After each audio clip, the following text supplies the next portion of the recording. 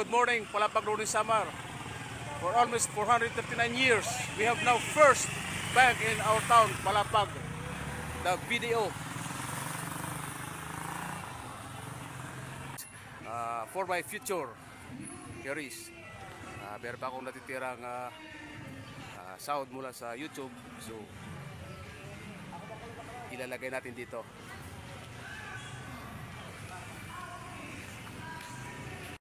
So, ayan oh, Palapag branch, Palapag Northern Samar. So, the first bank in our town.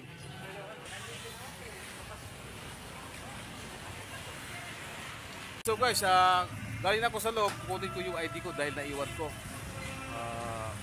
Kukunin ko sa bahay yung requirements ko. Nakalimutan ko. Pasensya na. One ID and one ID picture. So, ayan, galing na po sa bahay. Kinuha ko yung mga requirements ko. And complete ko na.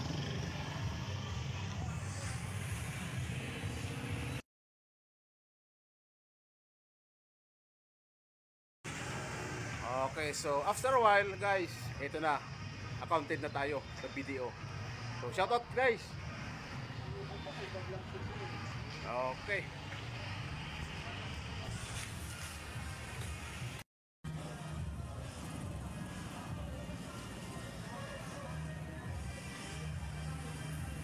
Palapag Northern Samar.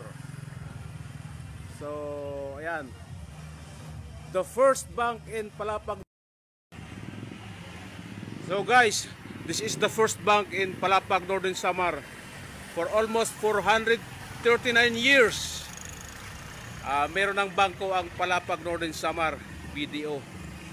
So andito lang po to sa gitna ng poblasyon ng Palapag, katapat ay plaza.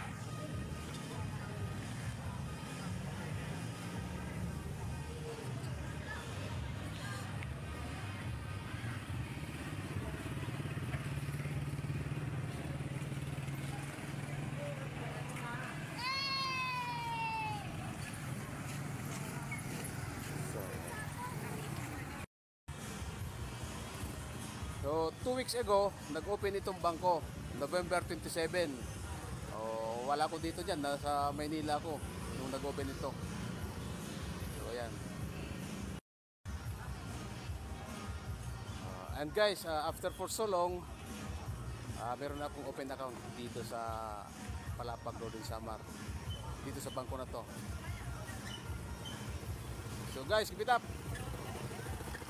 Right here in the heart of Palapag Northern Samar, town of Palapag, the first and only financial bank in our town, Palapag Northern Samar. This is Waray TV. Subscribe.